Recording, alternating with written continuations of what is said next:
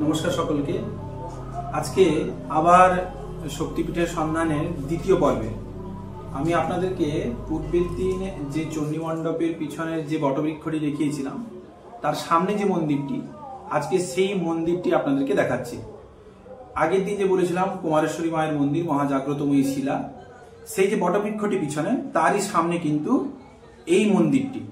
আপনাদেরকে একটু দেখাবো মায়ের যে প্রকৃত রূপটি, এখানে যে শিলাটি আছে সেই শিলাটি দেখাবো। আমাদের এখানে যিনি দাদা পুজো করেন তিনিও এখানে দাঁড়িয়ে আছেন। এই মাত্র পুজো শেষ হলো। এই মায়ের মূর্তিটু আপনারা দেখুন। এইভাবে আগে প্রথম যেভাবে শোনা গেছে যে এইরকম শিলা কিন্তু ছিল না। আমরা আস্তে আস্তে এই চোখ মুখগুলো তৈরি করে লাগানো হয়েছে ব্রহ্মশিলার উপরে, কিন্তু এইভাবে কিন্তু শিলাটি ছিল না। প্রথম বহু পূর্বে যখন এই মন্দির তৈরি হয় তখন মন্দির এইভাবে ছিলও না। আস্তে আস্তে জনসমায়েত হতে হতে তারপরে এইভাবে মন্দির তৈরি হয়েছে। বহু বহু ভক্ত এখানে কিন্তু এসে থাকেন। আর দাদা এখানে নিত্য পূজা করেন, দাদা এখানে আছেন, প্রত্যেকদিন পুজোও করেন দাদা এখানে। আমাদের একটু তিনি বলবেন, আমার থেকে তিনি অনেক পুরনো, সেই কারণে দাদাকে বলবো যে কুমারেশ্বরী সম্বন্ধে একটু বলতে। কুমারেশ্বরী মা আমাদের খুব জাগ্রত, মানে যে যা এখানে প্রার্থনা করে মঙ্গলময়ী মা ওনাদের মানে মনোবাসনা পূরণ করে, ইচ্ছা সমস্ত কিছু পূর্ণ করেন। প্রচুর ভাবে অনেক দূর দূরান্ত থেকে ভক্তরা এখানে আসেন। সেই পিছনে যে আপনারা বটবৃক্ষটি দেখলেন, সেই বটবৃক্ষ যতদিন ততদিন মা এখানে কিন্তু জাগ্রত অবস্থায় রয়েছেন। প্রত্যেক দিন পূজা হয়, বিভিন্নভাবে ভোগ ইত্যাদি নিবেদন হয়। তার সঙ্গে সঙ্গে শীতলা পুজো ইত্যাদি হলে কিন্তু মায়ের পুজো এখানে নিবেদন করা হয়। এই গোটা মন্দিরটি আমাদের এখানে গ্রামের যারা যারা কর্তৃপক্ষরা আছেন তারাই কিন্তু এই মন্দিরটি পরিচালনা করেন। আর এইখানে প্রত্যেকে ব্রতবন্ধন করেন, বিভিন্ন মনস্কামনার্থে ব্রতবন্ধন করেন। তার সঙ্গে সঙ্গে দুর্গাষ্টমী, বাসন্তী অষ্টমী এই সব তিথিতে বিশেষভাবে মায়ের পুজো হয়ে থাকে। আমরা এখানে প্রত্যক্ষ করেছি, অনেকেই দেখেছেন, পূর্বে আমার বাবা ইত্যাদি বা অন্যান্য যারা বয়স্করা তারা দেখেছেন যে এইখানে মাকে পুজো দিয়ে তারপরে যে যার বাড়িতে কোনো পুজো হলে কিন্তু পুজো শুরু করেন, নাহলে পুজোটা ঠিক ঠিক সাঙ্গতার্থ হয় না। এই জন্য এখানে মন্দিরের যে একটা বিরাট মহিমা এবং এই যে চণ্ডী মহিমা, এই কিন্তু বলবার মতন নয়। এইরকম প্রত্যেকটি গ্রামে চণ্ডী মন্দির আছে, এটা ঠিক কথা, কিন্তু এইভাবে স্বয়ম্ভু যে শিলা, স্বয়ম্ভু শিলা খুব একটা দেখা যায় না। সেই কারণে আপনারা দর্শন করুন, প্রণাম করুন। আমি আজকে মানে সেই মহাশিলার দর্শনটুকু আপনাদেরকে করাতে পেরে আমি যেরকম নিজে ধন্য হলাম, আপনাদেরও আশা রাখি জীবন ধন্য। কারণ এখানে কত পূজা পাঠ, কত পুরস্চরণ হয়েছে তার কোনো মাত্র ইয়ত্তা নেই। আমাদের এরকম শক্তিপীঠগুলিতেও দেখা যাবে এরকম ব্রহ্মশিলা, অনেক শক্তিপীঠা আছে এরকম, কিন্তু সতীপীঠগুলোতেও আছে। এই জন্য মূলত এখানে যে আমরা যে চণ্ডীর ধ্যানটি জানি, বন্ধু কুসুমাং ভাষা পঞ্চমুণ্ডা দিবাসিনী, এই মন্ত্রেই পূজা হয়। কিন্তু এইখানে বিশেষ এইটুকু যে নিম পাতার সঙ্গে অনেক সময় পূজা হয়। যেরকম শীতলা ঘটে, আমরা হেম ঘটে জানি নিম পাতা দিয়ে পুজো হয়, এখানে মাকেও কিন্তু সবটুকু নিবেদন করা হয়।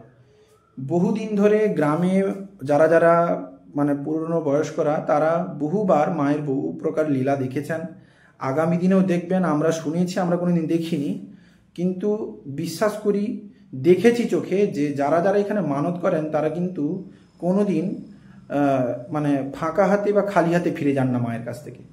যে যা প্রার্থনা করে মা তার প্রার্থনা পূরণ করেন। সেই জন্য আমি সেদিনও বলছিলাম, আজকেও বলেছি, সেই বিশাল বটবৃক্ষটি দেখুন। আমি এইবার যাব, কিছু জন এসেছিলেন আজকে পুজো দিতে, তারাই বেরিয়ে গেলেন। আপনারা মাকে দর্শন করুন, দিলে আমি এই মন্দির থেকে বেরিয়ে সেই বটবৃক্ষের কাছে আবার আপনাদেরকে আজকে নিয়ে যাব। এইটি পুরো মায়ের মন্দির, এখান থেকে দেখা যায়। এইখানে সবাই নিজেদের মনস্কামনা পূরণের জন্য ব্রত ইত্যাদি বেঁধে থাকেন। প্রচুর প্রচুর পুরস্চরণ হয়েছে, প্রচুর জপ। আগে যখন এই মন্দির প্রতিষ্ঠা হয় শোনা গেছে বহু সাধকরাই সেখানে জপ, পুরস্চরণ ইত্যাদি কিন্তু করেছেন, অনেক সাধক করেছেন। আজ দেখা যায় না, আজকে কালো স্রোতে বা কালো প্রভাবে আজকে এগুলো নষ্ট হয়ে গেছে। কিন্তু একদিন ছিল, এখনও সেই দিন না থাকলেও সেইভাবে পুজো পাঠ, মায়ের প্রতি শ্রদ্ধা ভক্তি নিবেদন করে প্রায় প্রত্যেক দিন পুজো দেওয়া, মায়ের প্রত্যেক দিন শয্যা পরিবর্তন, বিভিন্ন জন এইভাবে নিজের হাতে মালা গেঁথে মাকে দেন নিজেদের মনস্কামনা পূরণের জন্য।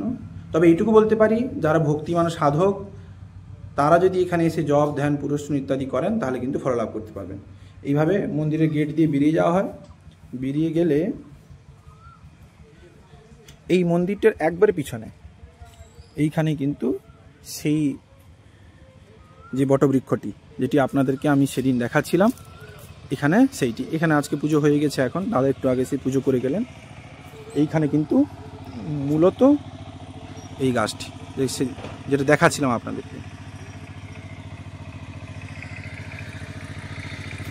বিশেষ কোনো পুজো পাঠ হলে মায়ের কাছে আগে পুজো নিবেদন করে তারপরে কিন্তু এখানে নিজেদের বাড়িতে পুজো করেন মানুষরা। যদি কোনো মানসিক পুজো ইত্যাদি থাকে, অর্থাৎ শীতলা পুজো, মনসা পুজো বা অন্য যাবতীয় কোনো পুজো যদি করে থাকেন তাহলে কিন্তু এখানে করেন।